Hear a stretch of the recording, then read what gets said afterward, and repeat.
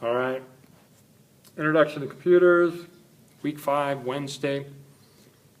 We talked a little bit about word processing, not really much. We're going to, should be working on your word processing projects. We did spend a lot of time right here. We added some new terms. This is a motherboard, or at least a picture of a motherboard. And we talked about all the things that occur inside there. So we talked about you got your storage, where your software and your data can be stored. You might have something, some of it or all of it on a DVD. You might put it on a flash drive, and we'll talk a little more about that. And so then you turn on the computer, you boot it up, and the operating system is loaded into memory. Then you load some application, and then you start working on, we used example, word processing file. And that's all in your memory, or the RAM. Okay? The work that's done on that is done inside the processor. And we talked about in the processor there are registers that store the information and an arithmetic logic unit that actually do the work on the bits. We talked about bits here a couple different times in class. It can do arithmetic on a set of bits, add, multiply, divide, subtract, and then it can make a logical decision. Greater than, less than, or are they equal, the bits. Based on that and some pretty fancy programming, we can make computers appear to do amazing things. Processor, we talked about that. Word length, 32 bits or 64 bits. The bigger, the better. Okay? And then we talked also about a graphics card. We can take some of the work off of the processor, if a graphics card has a processor on it, in order to manage the information going to your display. You can speed up work in the computer by adding cache memory, maybe tied directly to the processor or somewhere on the motherboard. Cache memory is a place where the most used instructions for the software are kept so they can be accessed quickly. We talked about a computer, the processor, and internally the computer having a clock speed.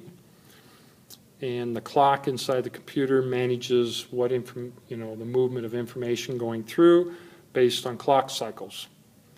And we gave a couple examples, 3.2 gigahertz, that's billions of cycles per second, or 2.4.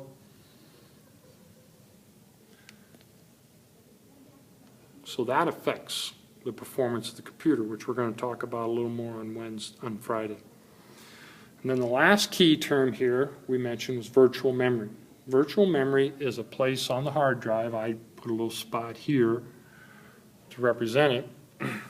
And so then what happens when a computer starts to become low on memory, it'll put some things in virtual memory.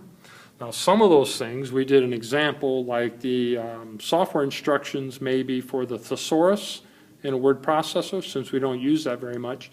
That might be down here in virtual memory. Then when you need it, the computer will have to go down and get that. Now that's important to know for performance of the computer, because if your RAM memory starts to fill up, the computer is going to put more and more things on the hard drive, and accessing the hard drive in milliseconds compared to things happening in here in nanoseconds. Going back and forth the hard drive is kind of like a tortoise in terms of speed compared to a jet airplane inside the computer, just to make an analogy. So you want to make sure you have plenty of RAM memory, probably even more important than maybe the gigahertz of your machine, because once memory starts to fill up and you start using the virtual memory on the hard drive, the computer can really slow up. All right. One other thing we talked about then, as you work on your data here in memory, if you want to save it, like your word processing file, you can send it to some type of storage. Through the bus, it could go out to a flash drive. You could carry that home. You could burn it onto a DVD if your computer had a burn DVD device. Or a lot of people store it right on their hard drive, right on their computer. Here at the college, you can send it up through the network to the servers and save it over there on the H drive.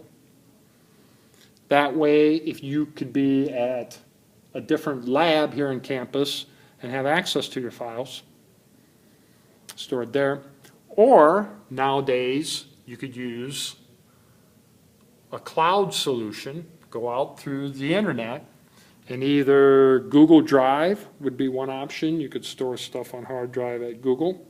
We're going to look at some of the Google data centers on Friday briefly.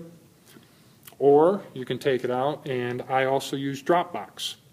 You can use Dropbox to drop the information in, and that way you can pull it back up out of Dropbox. And we're going to look at a demonstration of Dropbox on Friday also. All right, so this is some items from Unit 3. We need to be working on our outline for Unit 3. Friday, we're going to work with some iPads in class, word processing, and review some of the items we have here on the board. And that's it.